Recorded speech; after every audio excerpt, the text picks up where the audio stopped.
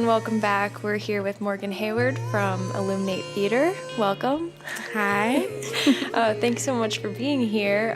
Just to start, why don't we introduce Illuminate and what it does as like a theater company for the community, for those who aren't already familiar. Yeah. So I started Illuminate a year ago, and the mission has always been to shine light on actors who have been left in the dark, specifically actors of color in the Capital Region, because I feel like there isn't necessarily opportunities or a platform for actors of color to not only perform, but to perform pieces that they feel like are relatable and relevant to their lives. So I started it a year ago with really just the intention to do theater with my friends. And I was like, I'm just going to do it one time and it'll be cool. And then that'll be it. But people enjoyed it.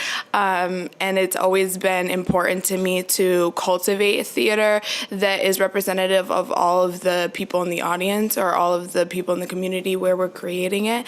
So that's why I started it. Yeah. And what was sort of your venture into the world of theater on your own? It's actually interesting. I feel like I was kind of born to be an actress or to at least be involved in creating theater because I never did anything consistently as a kid. I did a couple shows here and there.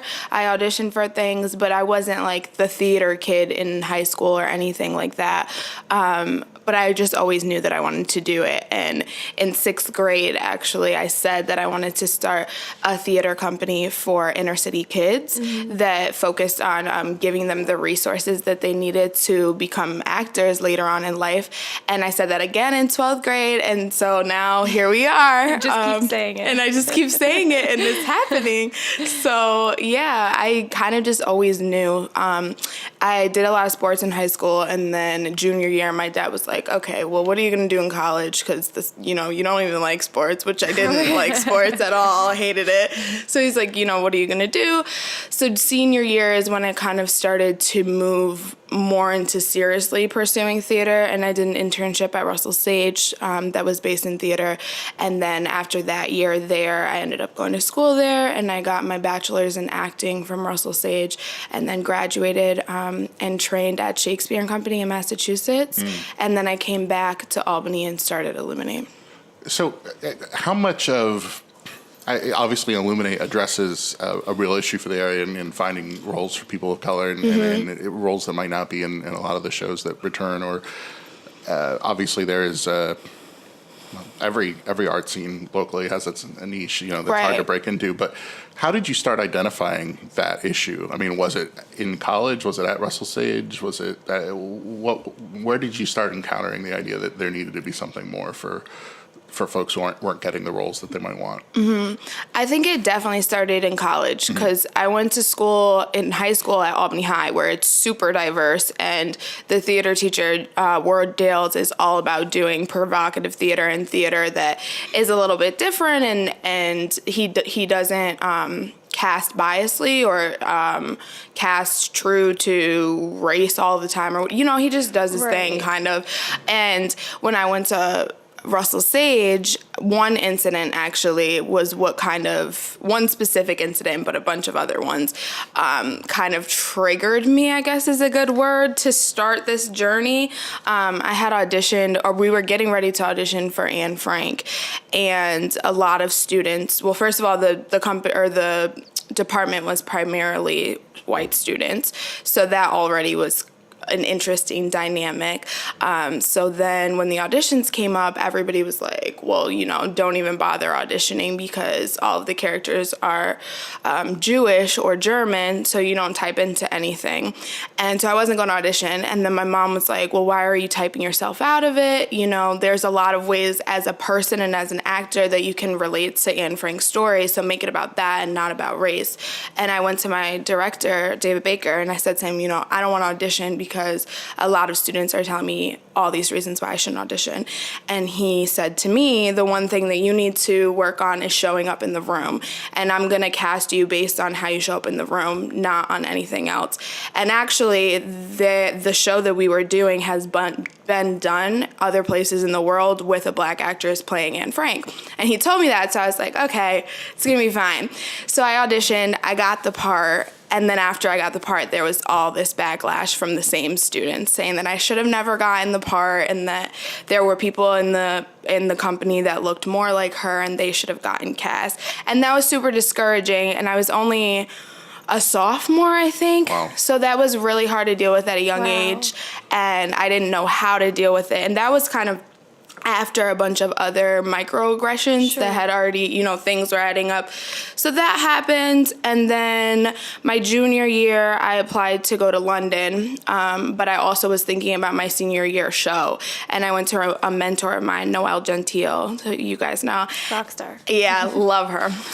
And I kind of told her what was happening. And I told her that I wanted to leave my mark when I did my senior show, and that I wanted to talk about something that was important and something that I felt like was an issue at Russell Sage. So we started to kind of talk about how race is dealt with in the theater department there, and then that caused me to start thinking about more how things are dealt with in Albany as a whole. Right. So then from my senior show, which was an exploration of my experience at Russell Sage, my experience with race through life, because I'm mixed race, so my mom is white and my father is Black. So that was an interesting time growing up too. So that was what my senior show was about, and that started conversations with people in the theater community in Albany, which then led to a lot of people who are in administrative roles in theater companies in Albany telling me that the reason why theater here is not diverse is because there's not enough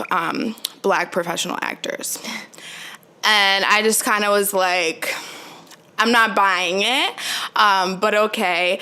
And that's when I set out, I guess, to prove them wrong and to find all of the people that are actors of color in the Capital Region and or are professional actors of color in the Capital Region. So that was kind of the process and when I started to notice and what I did about it. Wow. So what has it been like to be this beacon and have folks? Mm-hmm. I mean, how quickly were you getting a response from folks who wanted to be a part? Oh, immediately. Definitely immediately. It's been a growing and learning experience for me because it's forced me to look at things from a different perspective in a lot of different areas. But definitely from the beginning, I set out to look for actors, and I ended up finding performers and people who just really craved to be on stage and really craved to tell their story. And then from that, some of those people have become actors. So it's become more of a network than a company in a way, because a lot of the people that are performing together are then creating more theater together outside of Illuminate, or getting lessons from each other or finding pieces together, which I never could have imagined that was going to happen. I just thought I was going to put up a show with a couple people and then that was going to be it. But it's become a lot more about camaraderie and a community and a new theater community that hasn't really existed here in this way before. And it's interesting, too, to think about when someone like you has this creative idea, like, I think this would serve me, but I don't really know what it can do. Mm-hmm. And then to realize how hungry the community was for something like this must be just so affirming. Like, what has that been like to, especially you guys celebrated the 1 year anniversary, and now, I mean, that was this summer. So, I mean, as it continues to build, what has it been like to just see more and more people being fed by Illuminate? It's definitely humbling, and it definitely feels like a blessing, and I feel really lucky to be able to provide this type of platform. It's a bit overwhelming because now I feel like I have a responsibility Right. to do more. And it's forced me to think more critically about the structure of theater in general. Because a lot of people have been saying to me, you know, well, this is amazing. So like you need to become a non-for-profit, or you need to incorporate, or you need to do this and do this.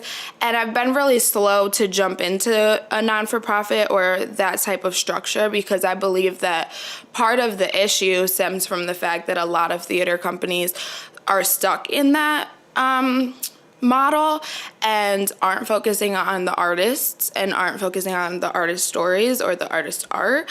So it started as something for me to just share my stories and help other people share my stories, or share their stories, sorry. Right. But now it's kind of becoming more of a way to revolutionize the theater model or create a new Wow. one in a sense. So yeah, I think that answers your question. Yeah, definitely. Are there any significant like lessons that you've learned along the way that have really stuck with you in this process, like of learning how to revolutionize the way that theater is done, essentially? I think have patience. That's one thing, because I was starting to feel really self-conscious about not taking the next step, because all these people were like pushing me, Yeah. like, you need to do something, you need to do something, you need to do something. And I just felt in my gut, I didn't know what it was that I needed to do, but I knew that that wasn't what I needed to do. Right. So I just took time and was patient to figure it out. So that was one lesson that I learned. But also, to keep digging and learning and looking, because I actually found an article that was able to say like everything that I wanted to say about the business model of theater and how it's changing. And it gave me examples of different ones. And so I was able to pick from that to kind of figure out how I want mine to be.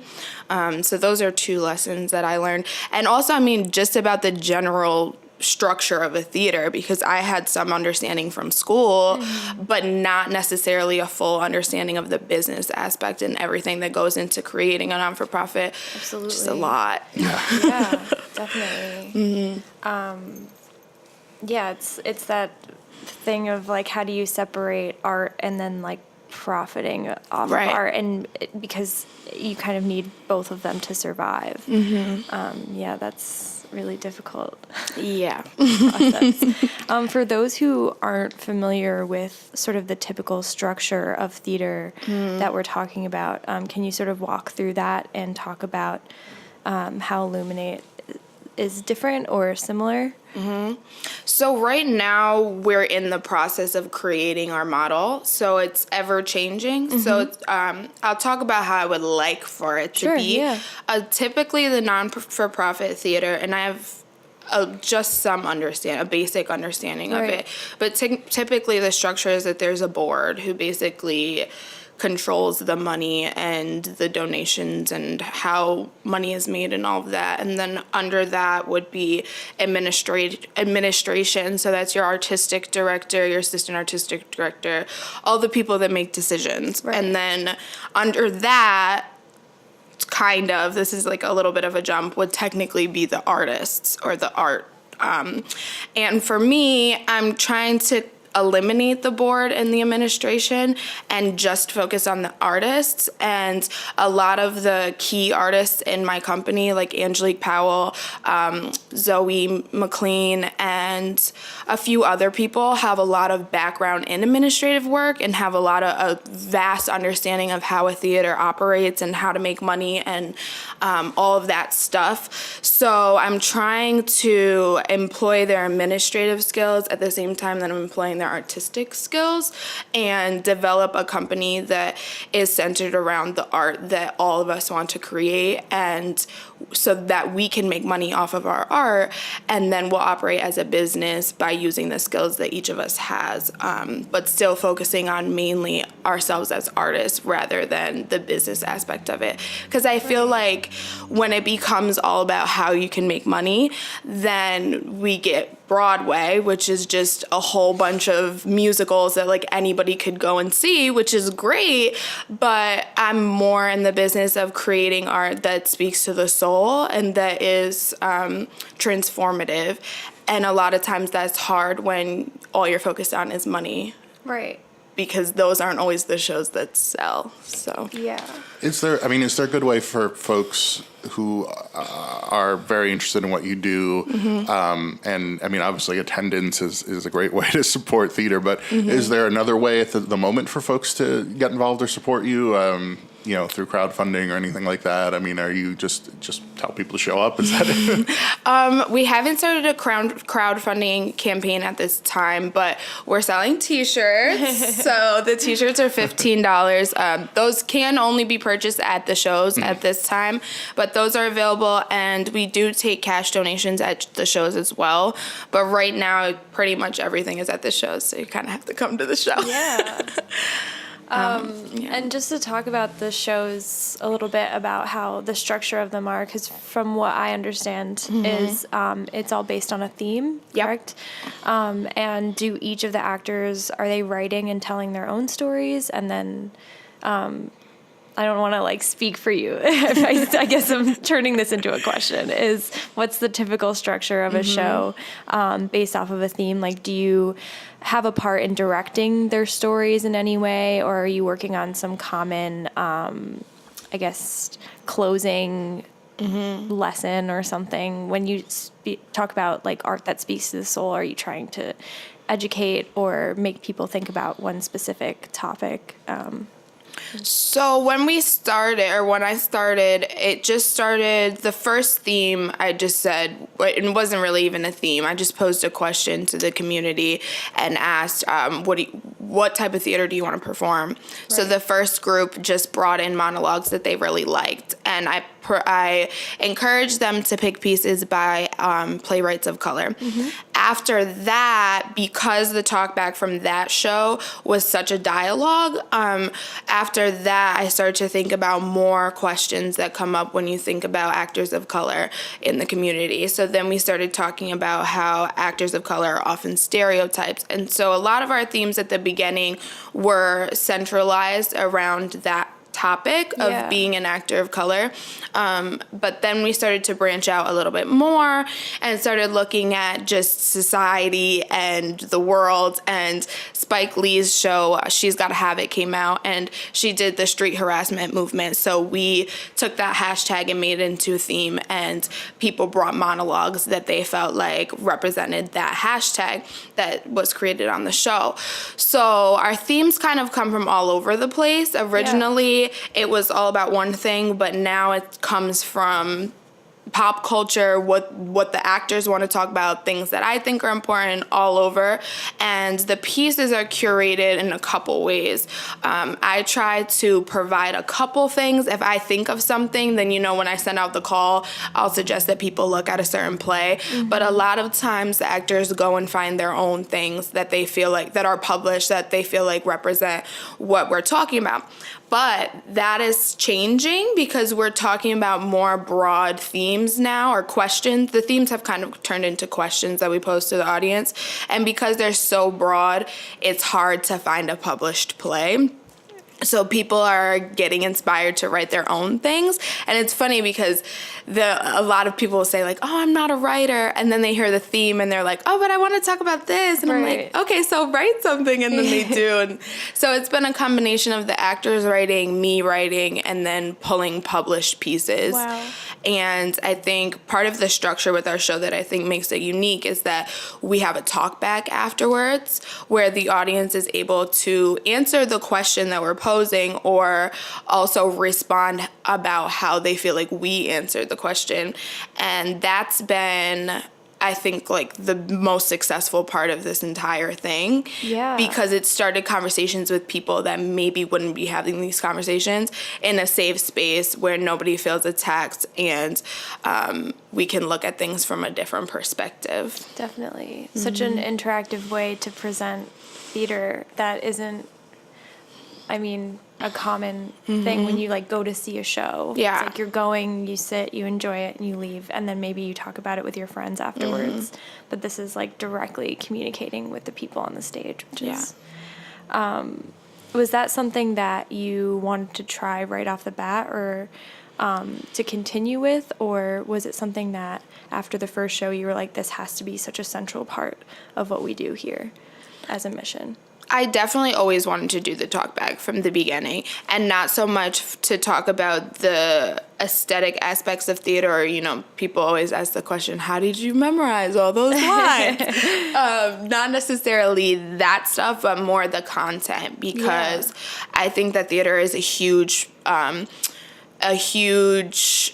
vehicle for change, and it's a huge conversation driver, and that's what I'm trying to do with theater just by writing it and performing it. So it kind of made sense to do the Talkback too and structure it in that way. That's awesome. So how can people who want to be involved and be on stage for your shows reach out to Illuminate and audition for a show? So we're on Facebook and Instagram at Illuminate Theater with an R-E, 518. It was wrong until this morning, so we had to change. With an R-E on Instagram and Facebook, and our website is on its way up, hopefully by the new year, and that'll also be Illuminate Theater with an RE.com. And people can always email us too at illuminatetheater@yahoo.com or at contact.melizabeth, that's my email, at yahoo.com. And we hold auditions once a month. So actually we have auditions on Monday. Very cool. If anybody wants to come to those. Where and when? They're at the African American Cultural Center at 6:00, and that's on South Pearl. Right. Awesome. And we should say you are going to be a contributing columnist for us, and I think the insights and you have are really invaluable. And I can think of a million things I'd like to hear from you about now, but at the same time, I sort of want to read the column. But I am wondering, just finally, sort of, it's only been a year, but have you found yourself working with actors or even writers who have felt sort of who have grown more comfortable and been able to find work outside of that? I mean, have you started to feed more folks into, positions outside of Illuminate? Yeah, 100%. Corinne Dyer, actually, Poetic. She's a poet, and when she first started Illuminate, it was just kind of to challenge herself. And she started out actually at her audition, and she said, "I'm a poet, so sorry," And I was like, "Don't apologize." And she performed the first time, and it was good. But every time that we have auditions and rehearsals, we're working together. We're talking about the fundamentals of acting, and who you're talking to, why you're talking to them, all of that stuff. And to watch her grow from the first day to now was amazing. And she's definitely developed as an actor and a performer. And she went and auditioned for Colored Girls at the Barn with Meg Afonso, and she was cast in that, and she was incredible. And a lot of people have just auditioned because I asked them to, and then they find out later that they actually like to perform. Ricey, he's a producer. He performed with us one time because we were asking him to, and he was like, I don't know, and he performed. It was really good, and he actually came back 2 more times after that without us having to beg him. Just growing that community every time. That's so great. Well, thank you so much for coming in today. It was really great. And hopefully people will go show up for auditions on Monday. Yeah. And, I expect we'll be keeping people up to date on your events going forward on our site. So it's a pleasure, and thank you so much. Thank you. Thanks for having me.